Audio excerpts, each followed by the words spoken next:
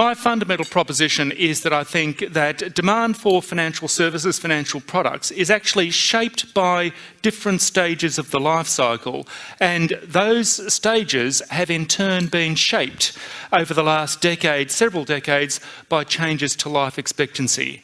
And in order to test this theory, I've gone back to look at life expectancy in Australia 80 years ago in 1928. In 1928, the average Australian lived for 63 years. You qualified for the age pension at 65, so you promptly dropped dead 2 years before you got a pension back in 1928.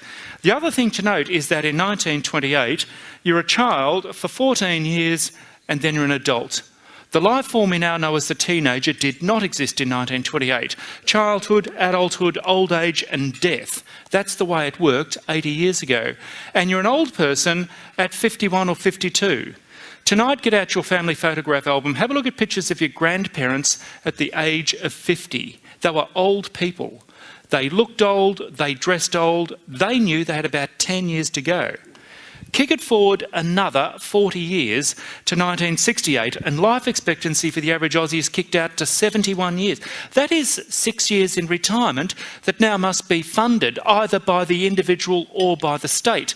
Suddenly the reason for being for a pension planning industry and for financial planning as a career suddenly emerges in the middle of the 20th century. The other thing that has happened by 1968 is that the baby boomers have come along and they've invented a transition phase between childhood and adulthood called the teenage phase in life, between 13 and 19. And you're now not an old person until well into your 60s.